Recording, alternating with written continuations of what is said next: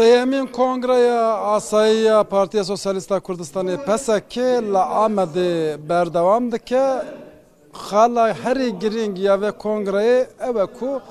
kongreyên partiyên Kurda yê Tirka her çi partî hebe hemû li Enqereyê têne birêvebirin li wir têne li darxistin lê PSK kongreya xwe li Amedê li darxist li dar dixe hêjî berdewam dike. Xaleke dinya giring ev e ku serokê giştiyê Partiya Sosyalîsta Kurdistanê PSK di guhere di vê kongreyê de dişûna Birêz Mesûd Tek de Bayram Bozyel wekî serokê nû bê hilbijartin ji ber ku tekane namzet û berbijêr Bayram Bozyel di vê kongreyê de niha Birêz Mesûd Tek li gel min e ku ew bixwe serokê giştiyê PSK'ye pîroz be kongreya we. Gelek spas. We di axaftina xwe de tiştekî balkêş got. We got Tirkiye eger ku qeymeqam li Efrînê tayin dike sibê wê li Zapê jî tayin bike ve xwest hûn çi bêjin. Yani ew min gelek eşkereye devletê Tirkiye din dijminê destkeftên Kurd û Kurdistanê vekî sistem vekî devlet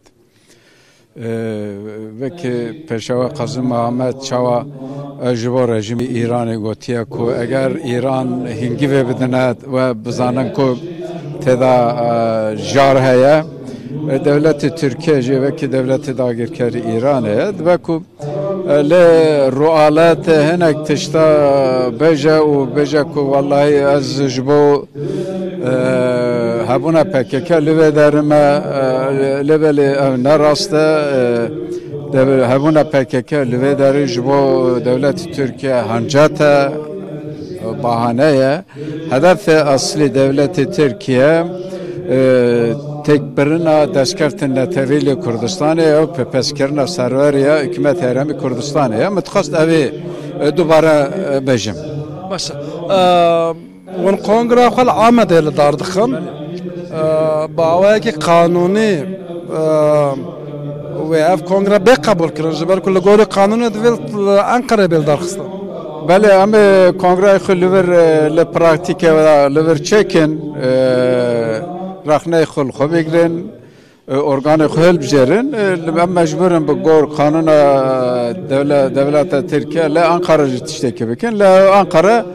ev tiştekî formalîte bitin tiştekî fermî bitin tenê ev biryarê ku li vê derê hatiye girtin em li vê derê her teyit bikin ew xes. Di nava kongreyê de dema ku gotin serok Mesûd Tek êdî nabe serok ciyê wî diguhere Bayram Bozyel dibe serok pirseke wiha jî me gelo Mesûd Tek dev ji siyasetê berdide an na. Ne ola ez siyasetê bernadim. Siyaset ji bo min ez bar dikim ji bo hemî dilsozên Kurd û Kurdistanê beşekî li jiyanê heta ki Kurdistan azad nebe em di nava siyasetê de ne yani bi rastî min dixwast ez li gundê xwe rinim ez min jî li cotyarê bibim jinê ajaldarî bim lê Kurd bi daxwazê xwe ne bi zirfê Kurd tînemê evê xebatê ji bo evê jî heta ku Kurdistan azad be ez nav xebatê de me ev karvanek e ev karvan Partiya Sosyalîsta Kurdistan di sala 1974 birêk ketiye ev karvan her dimeşe ez li çi lê pêşî bim çi lê piştê bim çi naverastî bim her ne mesele ez beşekî vê karvanê me ez vekî berê xizmetê doza milletê xwe bikim bin alaya partiya xwe. Başa wana ciyê xwe biguherin anna çünkü piştî demeke gelek dirêj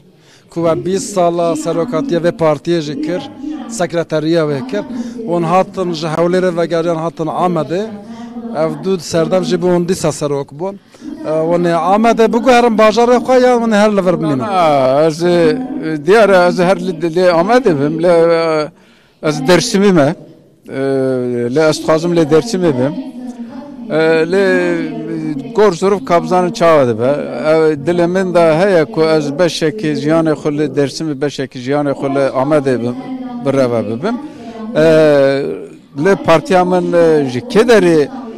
ji min xizmet bixwaze ez herim li vê derê jî xizmetê milletê xwe bikim. زور از سپاست که مالا گلک سپاس هنه که بحث کنگره جی بکم گلک شانده تبلی کنگره بونه ج پارتیان جدایین کردی کنگره جی نشان بدم لویدر ام دبینن کو بالک شاندنا لسر جینا امینی و دنفسنا سلاف لبر خدانا گل می روجلات کردستانه لسر پانکارت لبر وینای جینا امینی و الان کردستانه هنو و گلک پانکارتن کو پروردهی زمانه کردی دخوازن و هن پانکارتن کو دخوازن گورا شیخ سید کالو سید رضا و ریبرندن بین اشکره کرن کنگره بردام دکه حتی ساعت در دورا پنجا و سروک نوی کنگره یه پسکه دهل بجارتنه دا دیار و یدی و کنگره دا و کنگره دلگه کنگره بریار بچه وای بدن و دیار بله نهاوسا دیاره کو یعنی گوری کو هم دبینن جبر کو تکانه نامزد هیا اوج bayram bozyala و bayram bozyal به سروک نو یه گشتی یه پارتی سوسیالیست